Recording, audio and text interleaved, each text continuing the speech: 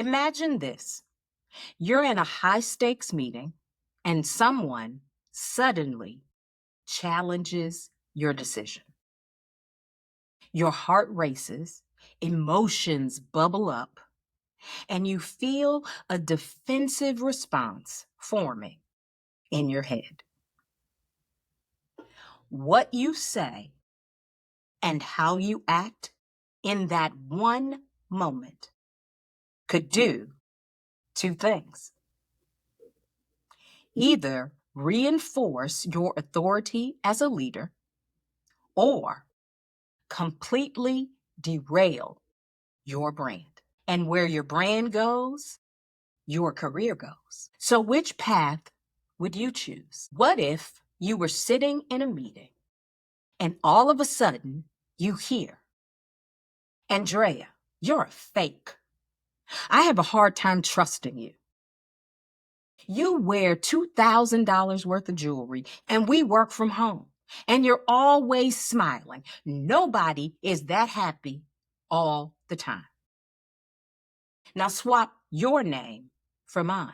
How would you respond? Hi, everyone. I'm Coach Andrea Oden, and welcome back to our powerful mindset series.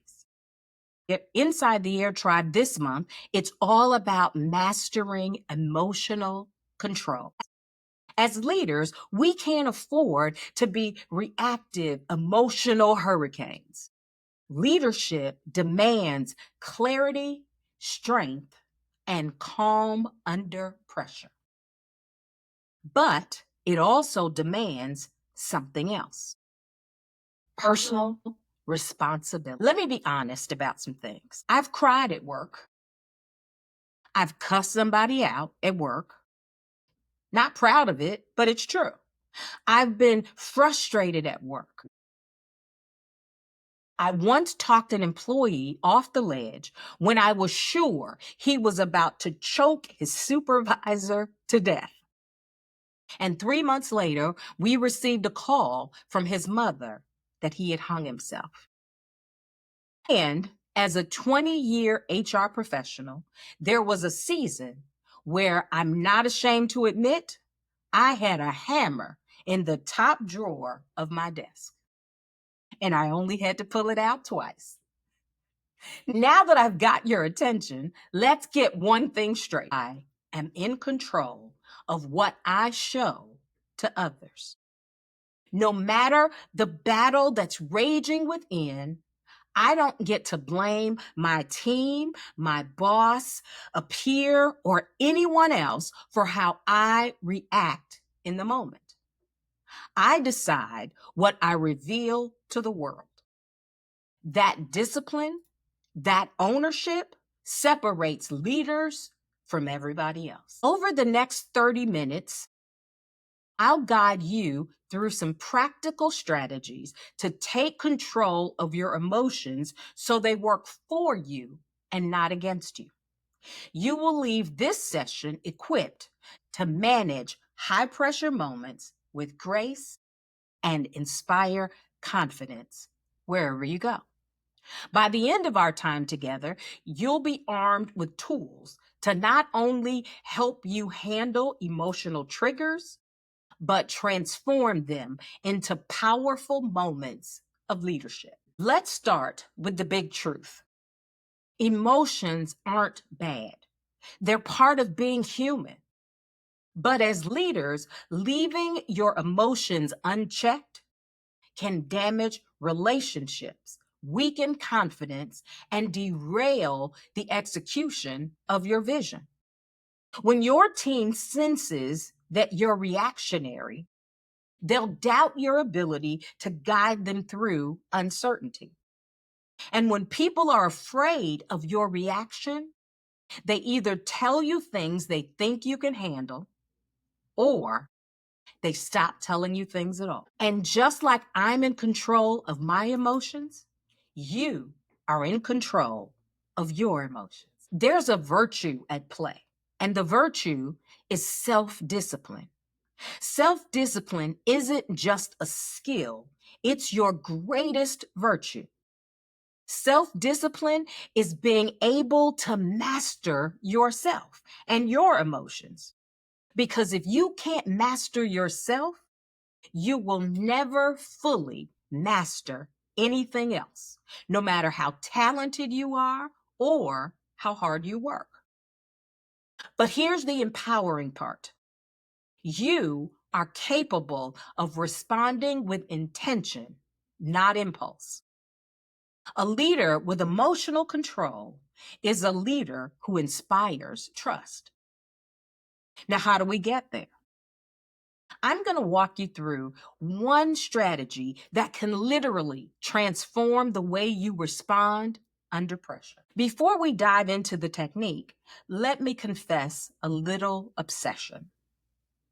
I love watching Secret Service agents. They're the most controlled humans on the planet, living, breathing demonstrations of emotional mastery. A couple of years ago, when Michelle Obama's Becoming tour came through Michigan, I treated myself to a good seat. From only a few feet away, I could see the agents up close. Two stood rock solid on each side of the stage, eyes sweeping like radar. Two more sat in the very first row, pretending to just be another ticket holder. If you look closely, you could spot the polished shoes of another agent just off stage, angled for a lightning fast launch. And to the left of where we were sitting was a roped off section, and there sat about 15 agents. I've never felt so safe at an event in all my life. And I decided in that moment, if anything happened, I'm going where they're going. I love watching Secret Service agents. Their job is to anticipate danger before it erupts. Since 1865, the U.S. Secret Service has recruited people willing to sacrifice comfort, ego, and even their lives to create a bubble of safety around someone else. They're intimidating, bold, powerful, and yet they're so effective, you forget they're there. They make themselves invisible. So, what does this have to do with us as leaders? Secret Service agents guard those responsible for this great nation. We guard ourselves because we are responsible for our executive presence. We're responsible for how we show up in the world. Secret Service agents protect the president. We protect our brand, our reputation. They scan the crowds for threats. We scan our own thoughts and emotions for triggers. They train for composure under gunfire. We train for composure under corporate crossfire. Last year, I devoured a book called Becoming Bulletproof, and it's written by former Secret Service agent Evie Pomporis. I hope I'm saying her name right. She breaks down how emotional intelligence isn't fluffy, it's tactical. Your ability to stay calm is your armor, your weapon, and your invitation to every important room.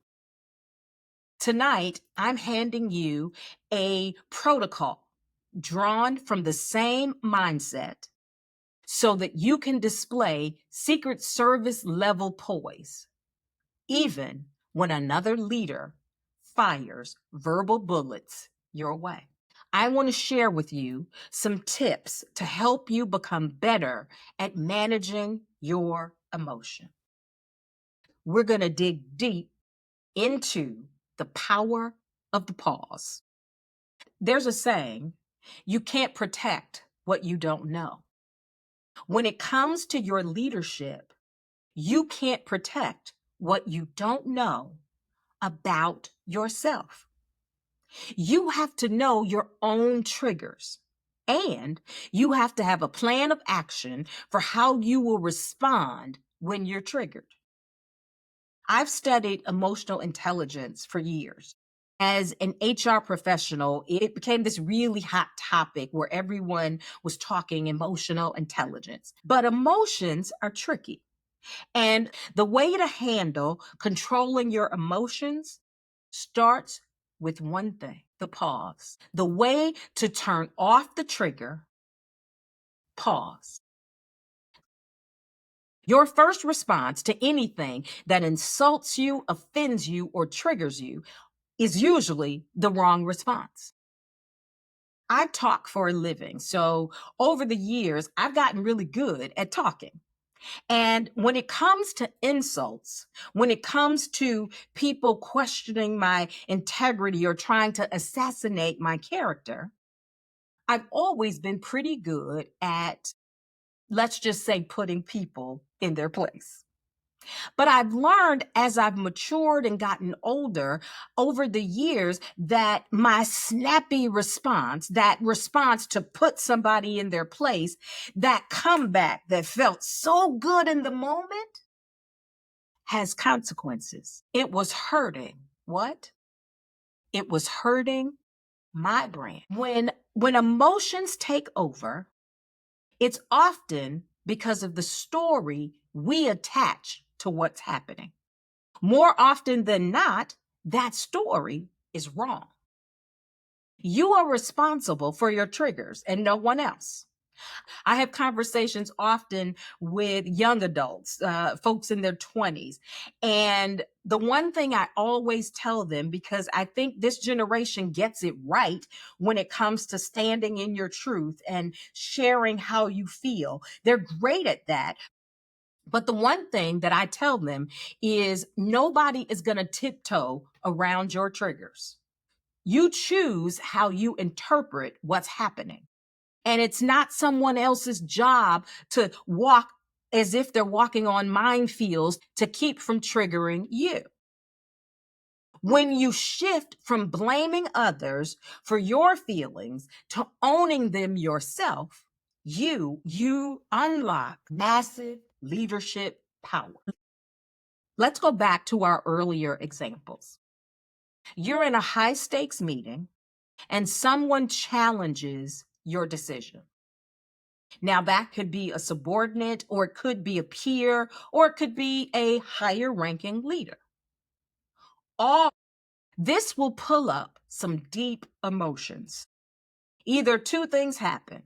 Either you fiercely start to defend your position, or you fold, meaning you start to shrink. You start second guessing yourself. What you should do is pause. As women, we're often really good at filling spaces with words. Research shows that women talk way more than men do. But when you feel your emotions rising, when you feel that energy shift, and you know you're being triggered, pause. And then turn it back to the person with a question. One of the coaches in our tribe taught me this. The first question, whenever you are triggered, whenever you feel that energy shift, I want you to say to that person, "Can you say more about that?" And then I want you to wait and listen to what they're actually saying. Sometimes they have a good point, but they use the wrong words. Sometimes they're just dead wrong. And sometimes it's not even about what's going on in the room at the time. But when you ask them to say more, you get to hear the real issue. Then, once they explain, you're going to turn to someone else in the room and ask, "Do you have any thoughts on this?" Now, if you're the only two people in the room, you can still use it, and you have to use it differently. If you're the only two people in the room, you can still use it. And you'll say something like, "I hear what you're saying. Why don't we both take some time to think about it? And in the meantime, I'm going to reach out to fill in the blank with any person, could be your boss, it could be a peer on the same level with you. And you're going to say, I'm going to reach out to Sally and share your concerns. Is there anything else you'd like me to share with her? This is what I call the baby sister approach.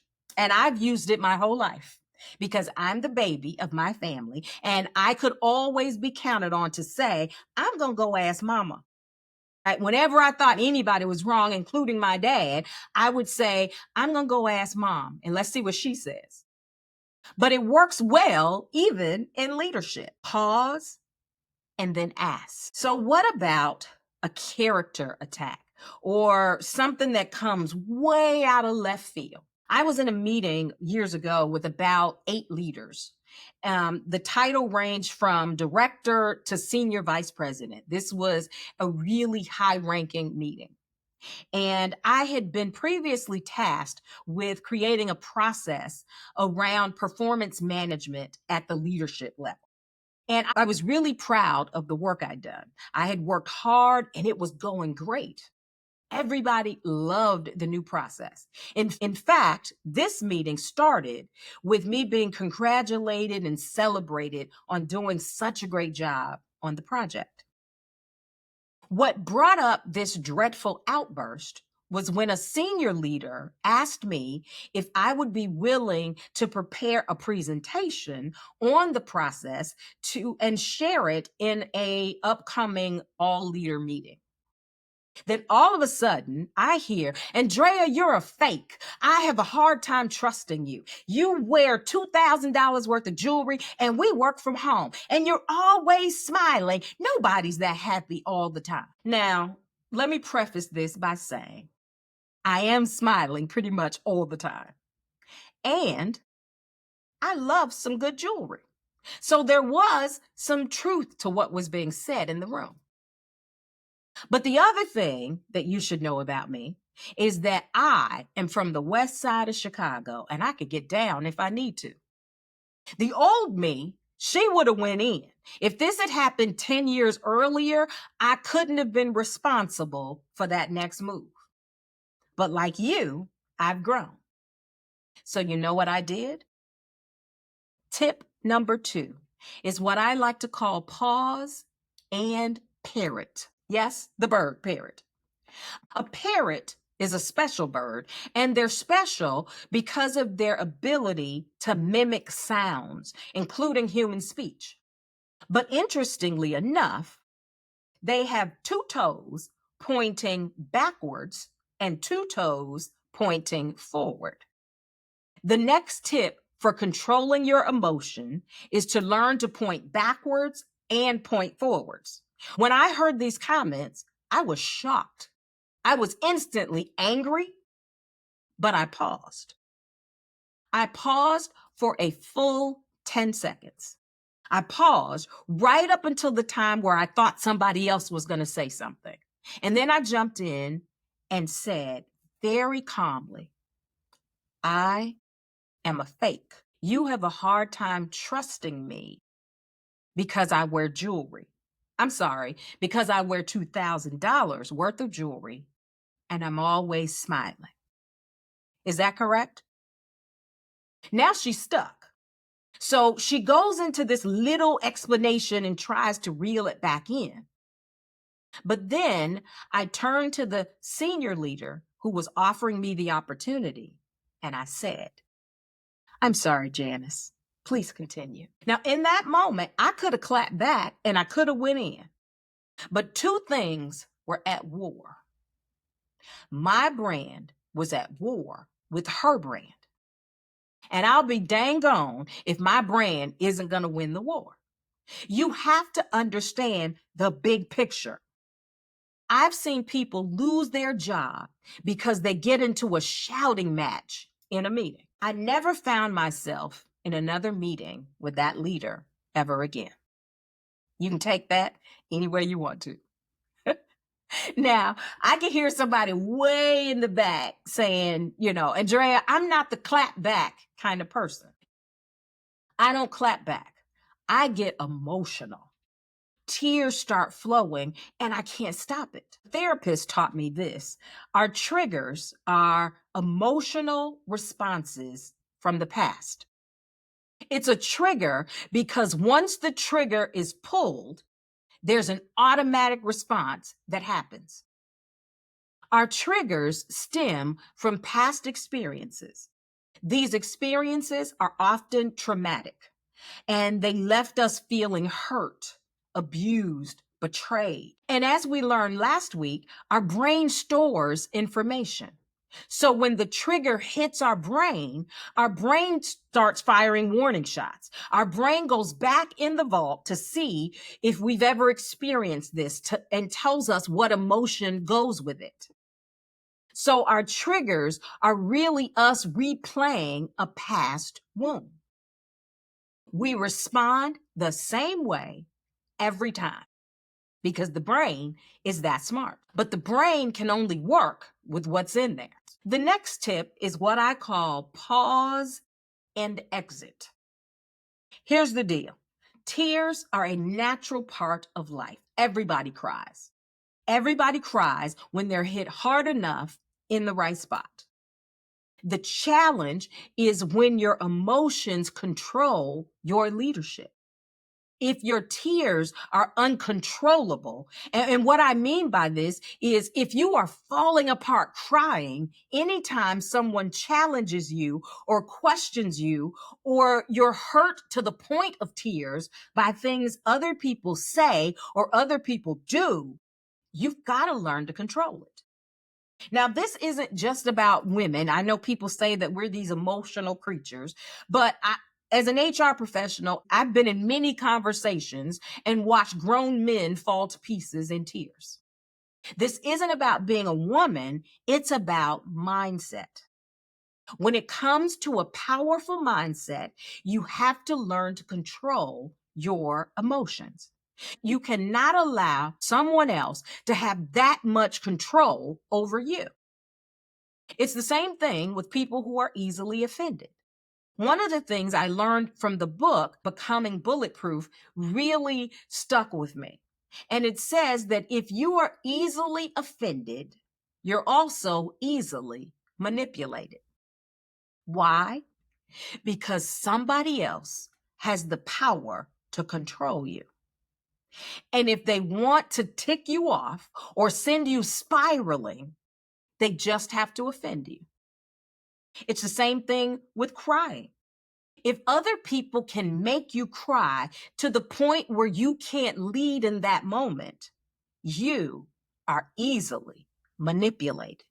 You're giving your power away. So here's what we've got to do.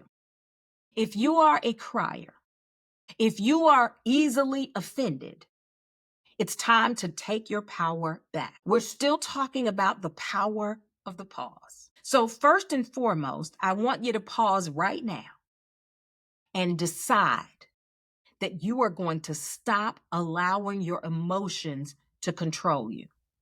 Make a decision to stop letting it happen, that I'm going to take control of my emotions. Because the problem isn't the other person, it's you. It's not the person who keeps doing it, it's you. What is making you cry? What is it bringing up for you? What's the trauma? Here's the thing, your emotional reactions are habits, and habits can be rewritten. Self-discipline gives you a massive edge, but it gets even more powerful when you add a strategy to it. If you practice calm responses consistently, over time, your brain will automatically choose calm instead of chaos. But you also need a plan for how long you're going to let that negative emotion stick around.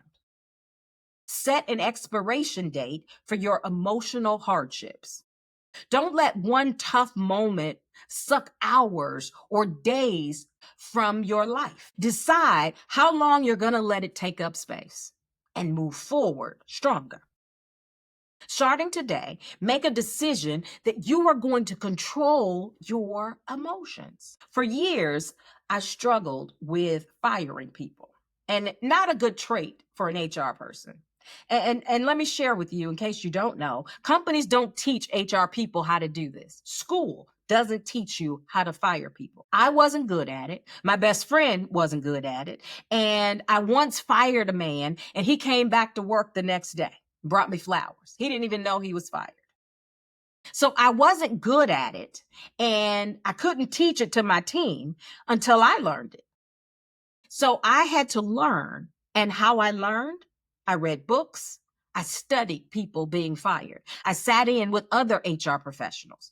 And then I found a movie. So let me just say, I've worked in telecommunications for 20 years. So a lot of what I've learned over the years, I can relate it to a good movie or a good TV show. But if you ever want to know how to fire people, watch the movie starring George Clooney called Up in the Air. And I'm actually gonna do a series on it because it's that good. And I think everybody needs to understand the dynamics of what happens in those kind of situations. So because I wasn't good at terminations, it was a trigger for me. And I had to really think about why it was so hard. Now, nobody should love it, but what was stopping me from doing it? I talk for a living. I should be able to do this. I needed to learn how to do it in a kind, compassionate way that left the other person whole. So, the question I have for you today, if you are having a hard time controlling your emotions, where's it coming from? What's stopping you? For me, not wanting to fire people was a trigger. And the trigger was I wanted people to like me. I want to be known as a nice person. And once you know what it stems from, now you can work it. Once you know what it is, it's time to rewrite the narrative. Then you have to do what I call a pause and script. You have to put your acting skills into practice. You've got to set the scene and walk through it. The last time you cried, the last time you were offended, what happened? Think it through. And now I want you to think about what you would do differently, because I promise you it's coming back. Every lesson we don't learn comes back. Everything that will ever threaten your leadership will come back time and time again until you get it right. So, what should I have done in that moment? When it comes to the gentleman that I fired and he came back the next day, what went wrong? What did I say or didn't say that he didn't understand? So, what would you do differently? And then I want you to write it down, write it out and read it. If this thing happens again, this is what I'm going to do. And I want you to play it out because, again, your brain can't determine real from imagined. So your brain starts to put that in the vault, how you're going to handle it. And I want you to think about it time and time again. And then anytime you're going into a meeting or you're having conversations with someone you know has the power to ruin your day, because we all got those people. I want you to decide going in what you're going to say and what you're not going to say. Decide, I'm not going to cry. No matter what happens, I'm not going to cry. No matter what happens, I'm not going to get angry. A mentor of mine has a black rubber band that he wears as a bracelet nearly every day. You never see him without it. And he told me that this is his anger bracelet. He's a high level executive, and he used to have a really hard time controlling his anger. So he wears this black rubber band, and it's kind of thick. And every time he feels anger rising up, every time he feels frustration, he pops the rubber band against his wrist. And that's his reset. What can you think of that can be your reset for your triggers? For me, it's a cross. Typically, I wear two different necklaces depending on the season. I either wear a cross or a heart. And when I'm triggered, I touch my necklace. You may have seen me do it if you've ever been in meetings with me. My triggers aren't anger and tears. My triggers cause me to shrink, cause me to doubt myself, So anytime I feel myself shrinking, anytime I'm triggered and I start to hear that negative self-talk, I touch my necklace. That resets me. Pausing is the first step to learning to control your emotion. Let me give you one final example. Recently, I was coaching a mid-level manager who had just received an email criticizing her team's performance. The email was very accusatory and really quite demeaning. It was rude, but not really unprofessional. It was right on the cusp. And her initial reaction was anger. She was ticked off. She wanted to fire off a really defensive response. She called me and we talked it through. And she said, Andrea, I just want to let him have it. I'm sick of this. He is that guy, and I just want to let him have it. And so my question was, if you let him have it, what will it do to your brand? What will it do to your reputation? What will people say about you? Because emails never stay where you put them. They don't. And if you don't know that, you heard it from me. Emails never stay where you put them. So she paused and she agreed. So what we did was one of my best techniques. And this is the technique I call vent and delete. I told her to pull up a Word document. And I said, now I want you to cut and paste his email into this Word document. And you're going to type a response in your native tongue. Now, if you don't know what it means when I say your native tongue is the way you would speak if you knew you could get away with it. Your native tongue is the old you, who you used to be, right? I let her say all the cuss words, all the insults, call the man an idiot, everything, She even talked about his car. And I had her read it with all the emotion that she needed, all the emotion as if she was saying it to him. And we laughed about it. And then I told her, now delete it. And wait 2 hours and send him a response that has no more than 3 sentences asking him to meet with you the next day. Very vague. We're not going to get into an emotional battle with someone over email. Can you see how the power of the pause can help your leadership? Can you see how learning to control your emotions is the biggest weapon in your leadership arsenal? Today, we broke it down. You're not at the mercy of your emotions. Self-discipline is our greatest virtue as leaders. Own your behavior. Set expiration dates on emotional setbacks. And remember, no one holds your triggers but you. Pause. Emotionally intelligent leaders aren't born. They're made through consistent effort and relentless self-respect. You have the power. If you've enjoyed this discussion and you are not a member of the Air Tribe, why not?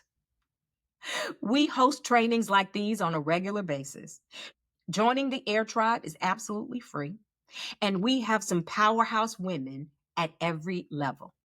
The Air Tribe is where women come together to aspire boldly, inspire intentionally, and require a fearless rise to the top. Take your leadership skills to the next level. You deserve to lead with confidence and clarity, because empowered women empower women. Until next time, stay centered, stay focused, stay strong, and keep rising as the incredible leader you are. You are responsible for your emotions, your triggers, and the image you show the world. I see you inside the tribe.